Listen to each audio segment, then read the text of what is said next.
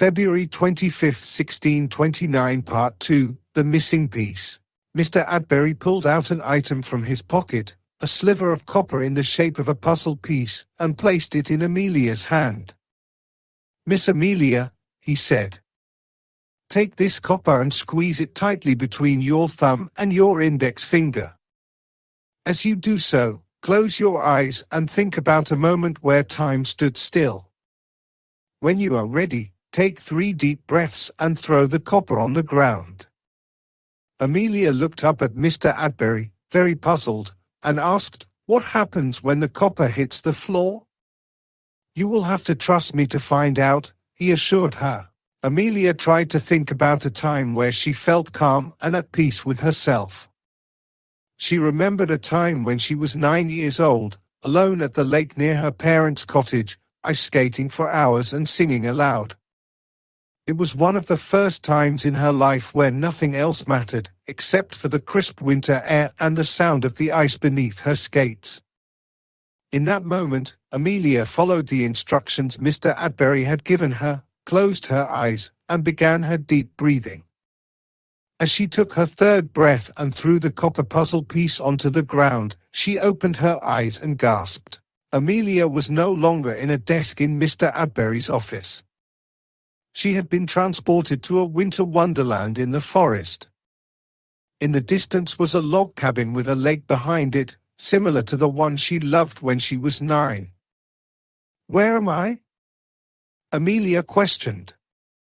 "We, Miss Amelia, appear to be where your time stood still," Mr. Atterbury answered, startling Amelia.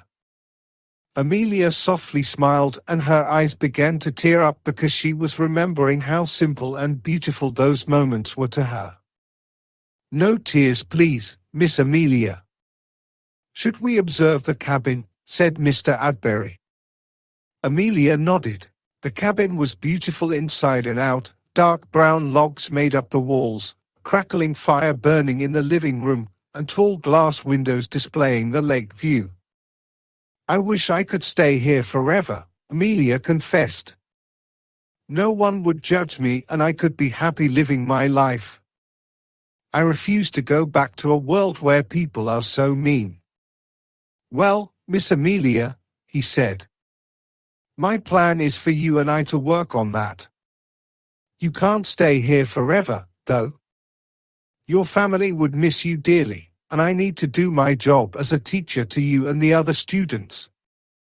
However, during our tutoring sessions, if you ever feel down and upset, we can make our way to this beautiful place for a short time." "I understand. Thank you for showing me this place," Amelia said. "No, Miss Amelia, thank you for showing me," he said. "Now, take the copper and follow the same instructions we used to get here." Amelia began the process. Breathe in. Breathe out.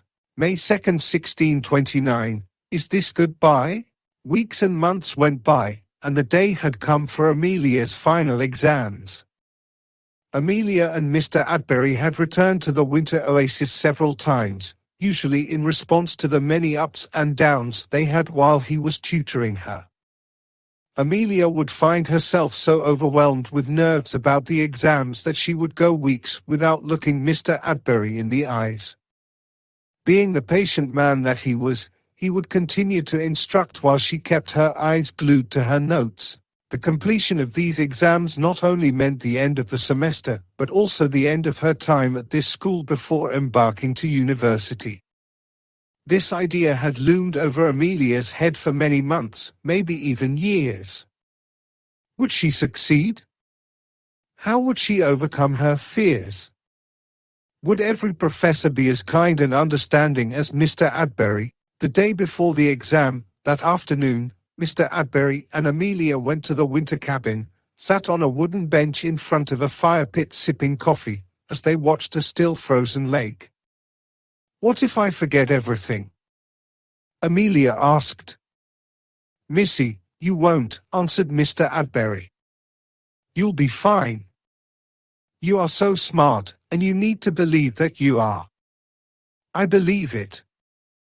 "One more question." "Yes?" Can we return here when I need you at university? Mr. Adberry smiled and chuckled a bit. If you need me there, yes of course. May 3rd, 1629, turning the page. The morning came, a gloomy cool day, to mirror the mood that Amelia was feeling. The students sat quiet at their desks, patiently waiting as Mr. Adberry began passing the exam booklets to each desk. Amelia waited anxiously as he approached her desk. However, she felt some confidence come over her at this moment. Instead of staring blankly at her desk, she looked up at Mr. Adberry, her memory organizing itself with at first the moments at the winter cabin, but then shuffled towards all of the study materials he had shown her in their sessions. She smiled to herself and opened her exam booklet. 2 hours later, after writing down everything she remembered, front to back of that exam booklet, she placed her pencil down and breathed a sigh of relief. She knew that she had done all that she could, feeling that all of the tutoring sessions had paid off. At that moment, she then remembered her tutor, and her smile slightly dimmed. This was the last time that she could potentially see Mr. Adberry and benefit from his help. A line had formed to hand the exams to him, and as she waited, she thought about what he had told her at the cabin. Mr. Adberry would be there if she needed her, and that she would make it through. She decided that walking up to him and handing him the exam would be considered a goodbye, and that goodbye would be too hard for Amelia. So, she stepped out of line, placed the exam on his desk, and walked towards the door.